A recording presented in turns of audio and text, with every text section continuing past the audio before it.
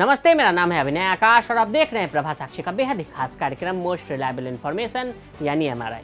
भारत और पाकिस्तान नियंत्रण रेखा पर गोलीबारी नहीं करने पर राजी हो गए। दोनों देशों के बीच साल 2003 का युद्ध विराम समझौता अब सख्ती के साथ लागू होगा। दोनों देशों के डीजीएमओ के बीच हुई बातचीत और युद्ध विराम पर नए सिरे से सहमति बनी। युद्ध विराम का समझौता दोनों देश मानेंगे। चीन के बाद पाकिस्तान के साथ शांति की एक पहल दिखाई दे रही है। ये साउथ ईस्ट एशिया ही नहीं बल्कि एशिया पैसिफिक के लिए भी बड़ी बात है। लेकिन क्या हो गया आखिर ऐसा कि दोनों देशों के बीच इतनी आसानी से सहमति बन गई? एक रिपोर्ट की माने तो राष्ट्रीय सुरक्षा सलाहकार अजीत डोभाल और उनके समकक्ष ने सीमाओं पर शांति सुनिश्चित करने के लिए बैक चैनल बातचीत करने की और इसके एक महीने बाद भारत और पाकिस्तान के सैन्य संचालन महानिदेशकों के बीच बैठक में संघर्ष विराम को लेकर फैसला लिया गया। हिंदुस्तान टाइम्स की रिपोर्ट के अनुसार एनएसए डोभाल और पाकिस्तानी प्रधानमंत्री के नेशनल सिक्योरिटी डिवीजन के स्पेशल असिस्टेंट मोहित सईद सीधे या फिर इंटेलिजेंस के वार्ताकारों के माध्यम से संपर्क में रहे।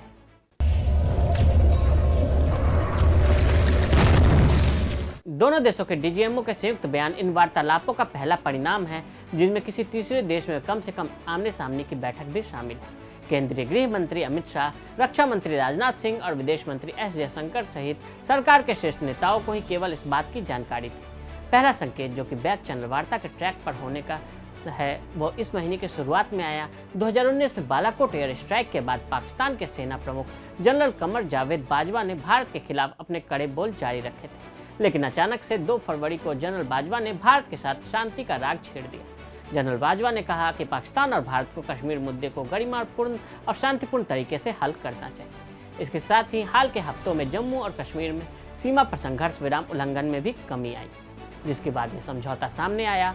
दोनों देशों की सेना ने एक संयुक्त बयान में कहा कि दोनों ही पक्ष नियंत्रण रेखा और दूसरे सेक्टर में सभी समझौतों, आपसी समझ और संघर्ष विराम का 24-25 फरवरी की मध्यरात्रि से सख्ती से पालन करेंगे। भारत और पाकिस्तान के director general of military operations DGMO के बीच 2003 के बीच सीज फायर को लेकर सहमति बनी थी।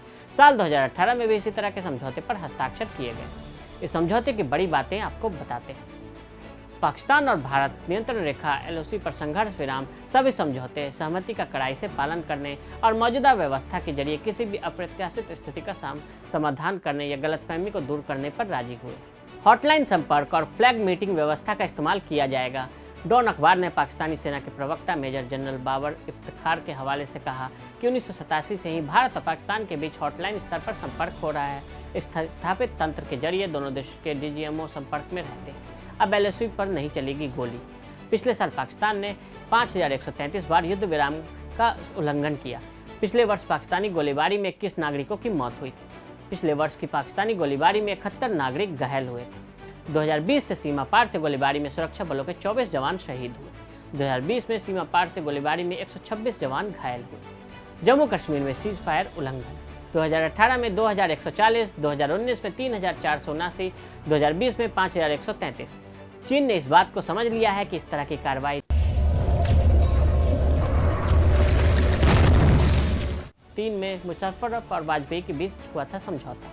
90 के दशक में कश्मीर आतंकवाद के दौर से गुजर रहा था और पाकिस्तान इसका खुलकर समर्थन भी कर रहा था। पीओके और भारत सीमा से सटे पाकिस्तानी इलाकों में पाक सेना खुद आतंकियों के ट्रेनिंग कैंप चला रही थी। इस दौरान भारत और पाक सेनाओं के बीच लगातार संघर्ष विराम उल्लंघन की घटनाएं सामने आ रही थी। साल 2002 का दौर था। भारत और पाकिस्तान कारगिल के बाद एक और जंग की ओर बढ़ रहे थे। इसकी वजह थी दिसंबर 2001 में भारतीय संसद पर हमला। भारत ने पाकिस्तान की इंटेलिजेंस एजेंसी आईएसआई पर हमले की साजिश का आरोप लगाया था। जुलाई 2001 में अटल बिहारी वाजपेयी और परवेज मुशर्रफ आगरा सम्मेलन के दौरान मिले। इस सम्मेलन के बाद दोनों देशों के बीच तनाव में कुछ कमी देखने को मिली। आगरा समिट के बाद हुए संसद हमले के बावजूद अटल बिहारी वाजपेयी की पहल के बाद भारत और पाकिस्तान ने साल 2003 में एलओसी पर एक औपचारिक युद्ध विराम का ऐलान किया था। भारत और पाकिस्तान के बीच 25 नवंबर 2003 की आधी रात से युद्ध विराम लागू हुआ था। हालांकि सीज फायर की बढ़ती घटनाओं के बीच बीते 5 सालों में इसका कोई खास महत्व नहीं रह गया। 25 नवंबर 2003 की आधी रात से भारत और पाकिस्तान के बीच लागू हुए युद्ध विराम का मकसद एलओसी पर 90 के दशक से जारी गोलीबारी को बंद करना था। यह समझौता 450 मील लंबी एलओसी, इंटरनेशनल बॉर्डर और सियाचिन ग्लेशियर पर भी लागू हुआ। इस समझौते से 2 दिन पहले पाकिस्तान के प्रधानमंत्री मीर जफरुल्लाह खान जमाली ने ईद के मौके पर युद्ध विराम की पेशकश की थी। युद्ध विराम के बाद ईद की मिठाइयां भी बांटी गई थी। नवंबर 2003 में वाजपेयी की पहल पर भारत ने जो CBM पेश किए थे उनमें हवाई, रेल और समुद्री संपर्क के अलावा खेलकूद संबंध जिसमें क्रिकेट श्रृंखला भी शामिल थी। दिल्ली और लाहौर के बीच ज़्यादा बसें और श्रीनगर से POK की राजधानी मुजफ्फराबाद तक बस सेवा शुरू करना शामिल था। जनवरी 2004 को अटल बिहारी वाजपेयी सार्क की बैठक के लिए पाकिस्तान गए और दोनों देशों ने मिलकर एक साझा बयान भी जारी किया था, लेकिन पाकिस्तान की तरफ से लगातार इसका उल्लंघन होता रहा। अब एक बार फिर से बातचीत के बाद यह ठोस सहमति बनी। चीन से पेंगोंग पर हुआ था समझौता। भारत और चीन के बीच LOC पर चले आ रहे गतिरोध के बाद बीते दिनों पेंगोंग लेक को लेकर सहमति बन गई। चीन की सेना पिछले साल की स्थिति में लौट आई। रक्षा मंत्री राजनाथ सिंह ने संसद में इस समझौते का ऐलान करते हुए कहा था कि दुनिया जान चुकी है कि यह हथियार की भाषा अब नहीं चलेगी। पेंगोंग में समझौते के बाद रिचिनला और बाकी पोस्ट को लेकर भी भारत और चीन के सैन्य कमांडर्स के बीच बातचीत हो रही है, ताकि सेनाओं को पिछले साल के हालात में लौटाया जा सके और तनाव कम किया जा सके। क्या घुसपैठ से बाज आएगा पाकिस्तान? DGMO लेवल की बातचीत के बावजूद भारत को सीमा पर चौकन्ना रहना होगा, क्योंकि पीठ में खंजर घोंपने और धोखेबाजी की पाकिस्तान की पुरानी आदत है। अब भारत के सामने सबसे बड़ा सवाल ये है कि क्या छल और धोखे के अपने पुराने इतिहास को पाकिस्तान फिर से दोहराएगा? तो आज हमने भारत और पाकिस्तान के समझौते को लेकर पूरा विश्लेषण किया। आज के लिए दे इजाजत, और ऐसी रिपोर्ट्स को देखने के लिए प्रभा साक्षी के साथ लगातार बने रहें। वीडियो को देखने के लिए फेसबुक पर फॉलो करें, यूट्यूब पर को सब्सक्राइब करें।